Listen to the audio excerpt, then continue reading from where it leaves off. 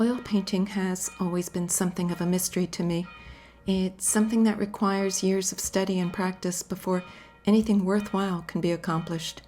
And as much as I may have wanted to paint in oil, I've never been willing to invest the kind of time and effort that it requires. And yet, every now and then, the desire to paint in oil returns and lures me into its grip. This happened again in 2018. At that point, I was prepared to immerse myself in a 3-month course. That might not be much, but it would be serious. I also wanted it to be a course on religious art. Well, I found out that only one school in the world offers a religious art course, and it's in Florence.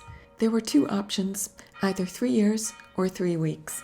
3 weeks was a drop in the bucket, but it would help me figure out if I wanted to pursue this. It was a great reason to go back to Florence. There's probably more art in Florence than almost anywhere else in the world, or at least it seems that way. I was excited to be starting this course and had very high expectations and hopes for what I would learn. My first hotel was behind the Piazza San Marco, about 12 minutes from the Duomo and about 50 from the school, which was out of town along the Arno. It shouldn't have taken that long to get there, but that year I had sandals with a bit of a heel, and many of the streets have cobblestones. It was also very hot at 8 in the morning, and if I wasn't careful, I'd arrive at school looking like I was done for the day, much to the amusement of my classmates, all in their 20s. For lunch, there was only one choice, a bar downstairs in the building. It was mostly frequented by the kids who went to the beach. It was a snack bar, and so there wasn't much on the menu, but it was better than me bringing something every day. I had signed up for the painting and drawing course, and our first assignment was to draw the ear, mouth, or eye of Michelangelo's David. That's a thing in Florence at the art schools. They sell casts of these things in the souvenir shops. School ended at 3:30, and on the way back to town, I stopped at the various churches along the Arno, because by the time I got to town and had a coffee, it was too late to see anything. Luckily, there's a lot of art outside the museums. My favorite square is the Piazza della Signoria because there are so many statues, as well as my favorite cafe, the Revoir. It was the Medici family who first installed statues in the square, mostly to show the people who was in charge. There's a statue of Michelangelo's David, which was made in 1504, but this is a copy. The statue of Neptune was made in the mid-16th century. It's like an outdoor museum. Most of the other statues date from the 16th century right up to the 19th century. Usually, by the time I got through with my coffee, it was time for dinner, and I always felt good that I'd been able to enjoy some art while just sitting at my table.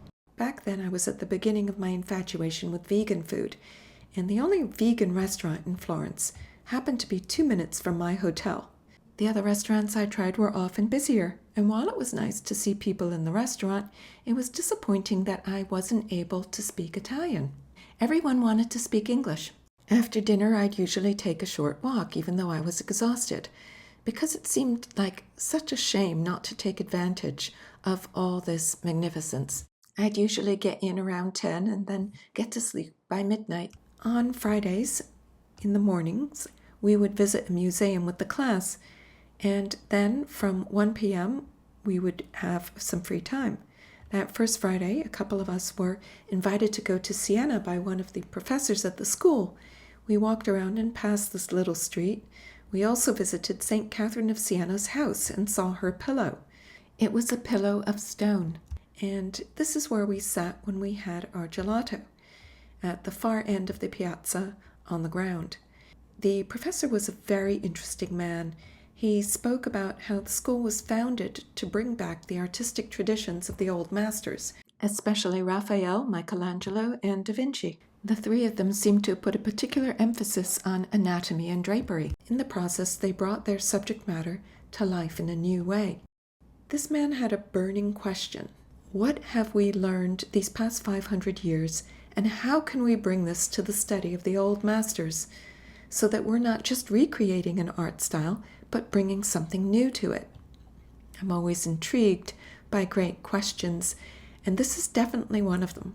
Unfortunately, or maybe fortunately, I very quickly realized this was not my question to answer. He was already heading off on a tangent that had no interest for me, and I didn't know enough to pursue my own line of inquiry seriously, so I moved on, keeping my focus on what was in front of me. In our second week of the course, we began painting. Our first oil painting was a still life with a clay jar and some cloth. It was my favorite one, probably because I did a better job than with the others. Halfway through my time in Florence, I moved to another hotel in the Piazza del Duomo this time. I was now in the center of town. This is the door to the hotel. You had to take a lift to the fourth floor to enter the hotel. It was rickety, but the hotel was in fact normal. And this is the view from my window, right onto the Duomo. Our second oil painting was a study in drapery. This was the setup. And this is my painting next to it. I thought I'd done quite well with the first painting, but this one is missing that vitality of color. However, I looked around and the other paintings were also missing vitality, and I think the reason might be that oil paint is more vibrant when wet. We had to wear an apron, and this was a lot easier to find than I'd expected. It even matched my dresses. The second Friday, the class went to San Marco to visit the monks' cells, each one adorned with a fresco by Fra Angelico. He painted these around 1440. The 15th century is my favorite period. It's that moment right before the explosion in knowledge in art. That said, we do see in these paintings a serious effort to understand anatomy, drapery, and perspective. I like this period because the paintings are more stylized and there's less going on, and so I'm less distracted. Imagine having such a beautiful painting in your cell. I tend not to shop when I travel. The one exception that year was my wanting to find a leather jacket. I had a good look around and even went to San Lorenzo in the market, and in the end I did find something, but not there. It was in a conventional leather shop. That weekend I went up to Como. My friends from university who live in Lausanne, Cecilia and Francois, came to visit.